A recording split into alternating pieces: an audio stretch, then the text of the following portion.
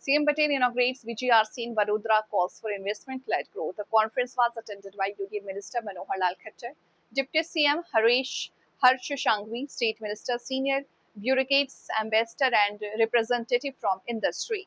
Chief Minister Bhupendra Patel on Monday 29 June inaugurated the 4th edition of the Vibrant Gujarat Regional Conference for Central Gujarat in Vadodara, urging industry leaders and investors to convert discussions into investment and projects that would drive economic growth. President Sri Sandeep Engineer, ઉદ્યોગ અને ખાણ વિભાગના અધિક મુખ્ય સચિવ Shrimati વમતા Verma, જીએસએફસીના president Shri પી.કે. Taneja, આમંત્રિત સર્વે મહાનુભાવ, press મીડિયાના મિત્રો, સૌને મારા નમસ્કાર. વિશ્વના સૌથી લોકપ્રિય નેતા અને યશસ્વી વડાપ્રધાન શ્રી નરેન્દ્રભાઈ મોદી સાહેબની પ્રેરણાથી શરૂ થયેલી વાઇબ્રન્ટ ગુજરાત રિજિયનલ કોન્ફરન્સની ચોથી એડિશનનો આજે સમાપન અવસર છે. વીજીઆરસીમાં 2 દિવસમાં સેમિનાર, પેનલ ડિસ્કશન, 1-to-1 અને બિઝનેસ ટુ ગવર્મેન્ટ મીટિંગ સફળતાપૂર્વક પાર પાડવામાં આવ્યા છે. આ બધા સાથે પ્રદર્શન જે યોજાયું તેમાં સંખેડા ફર્નિચર, પિંડોરા પેઇન્ટિંગ, બાંબુ હસ્તકલા પ્રોડક્ટ અને પરંપરાગત ગૃહ ઉદ્યોગ ઉત્પાદનના પણ સ્ટોલ આપણે સૌએ જોયા છે.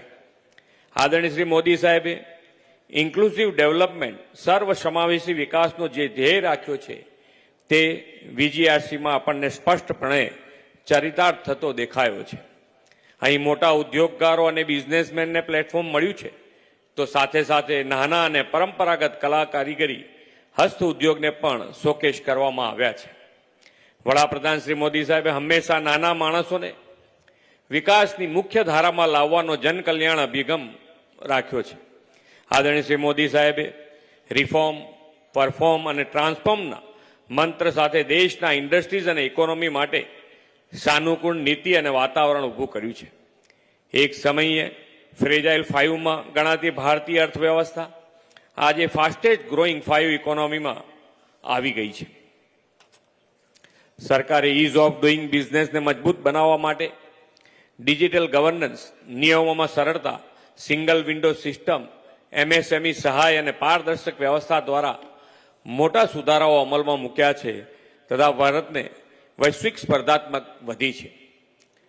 હજુ ગઈકાલે જ ભારત સરકારે આંકડા જાહેર કર્યા છે તે મુજબ મે 2026માં ભારતના ઔદ્યોગિક ઉત્પાદનમાં 5.1% વૃદ્ધિ નોંધાઈ છે. તે મેન્યુફેક્ચરિંગ અને વીજ ઉત્પાદન ક્ષેત્રની મજબૂતી સાથે અર્થતંત્રની સતત ગતિશીલતાનો સંકેત આપે છે.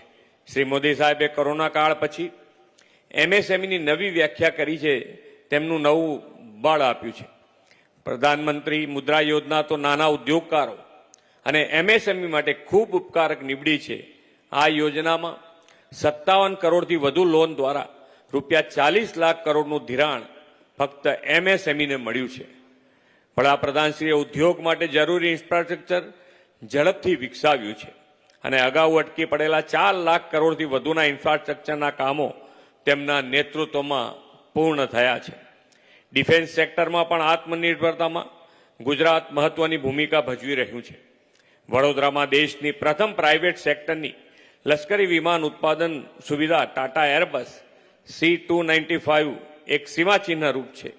એટલું જ નહીં, વિશ્વની સૌથી અદ્યતન ઓટોમેટિક આર્ટિલરી સિસ્ટમની એક એવું K9 વ્રજ હજીરામાં બનાવવામાં આવ્યું છે.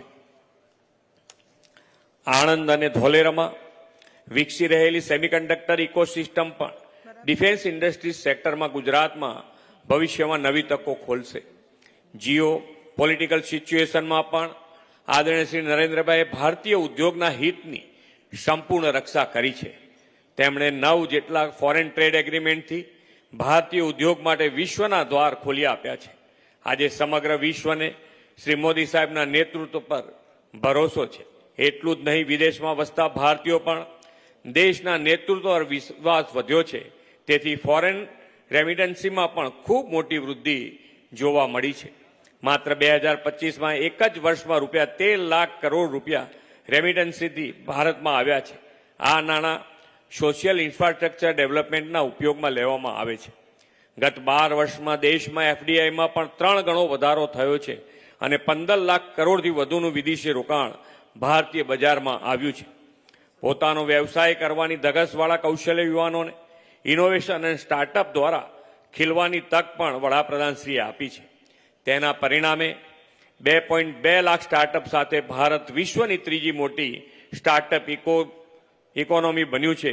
એટલું જ નહીં, 23 લાખથી વધુ નોકરીઓનું સર્જન પણ થયું છે. વડાપ્રધાનશ્રીએ કરેલા આવા રિફોર્મ્સ અને નવી યોજનાઓથી હવે તો નાના ઉદ્યોગ અને ઉદ્યોગકારોને વિકસવાની તક પણ મળી છે. એમણે શરૂ કરાવેલી વાઇબ્રન્ટ સમિટ જેવા આયોજનો એ માટે એક ટેક ઓફ પ્લેટફોર્મ બન્યા છે. વાઇબ્રન્ટ ગુજરાતની 2 દાયકાની સફળ યાત્રાએ એ આજે ગુજરાતને ગ્લોબલ ઇન્વેસ્ટમેન્ટ ડેસ્ટિનેશન તરીકે પ્રસ્થાપિત કર્યું છે. નાના ગામો પણ વાઇબ્રન્ટ અને vocal for local two global બને તેવા હોલિસ્ટિક ડેવલપમેન્ટનો વડાપ્રધાનશ્રીનો સંકલ્પ છે. રિજિયનલ એસ્પિરેશન ગ્લોબલ એમ્બિશનની થીમ સાથે શરૂ થયેલી રિજિયનલ વાઇબ્રન્ટ કોન્ફરન્સથી આવા નાના ગામોના ઉદ્યોગો, છેવાડાના યુવાનોને પણ મોટા સાહસ તરફ આગળ વધવાની તક તેમણે આપી છે. આ ચોથી વીજીઆરસીમાં કુલ 3,34,000 કરોડ રૂપિયાના રોકાણ સાથે 3,759 એમઓયુ થયા છે અને અંદાજે 1,97,000 રોજગારીની તકો ઊભી થવાની છે.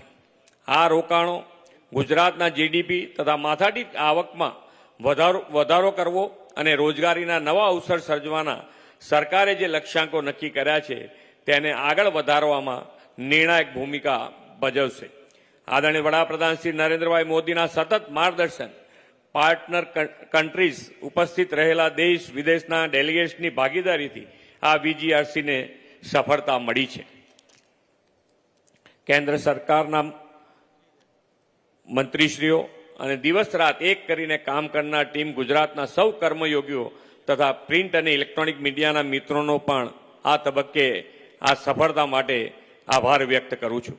વડાપ્રધાન શ્રી નરેન્દ્રભાઈ મોદીએ આપેલા વોકલ ફોર લોકલથી લોકલ ફોર ગ્લોબલનું વિઝન અને સ્થાનિક શક્તિ, પરંપરા અને પ્રતિભાને વૈશ્વિક સ્તરે લઈ જવાની આપણી પ્રતિબદ્ધતા આ કોન્ફરન્સથી સફળતાના પાયામાં છે.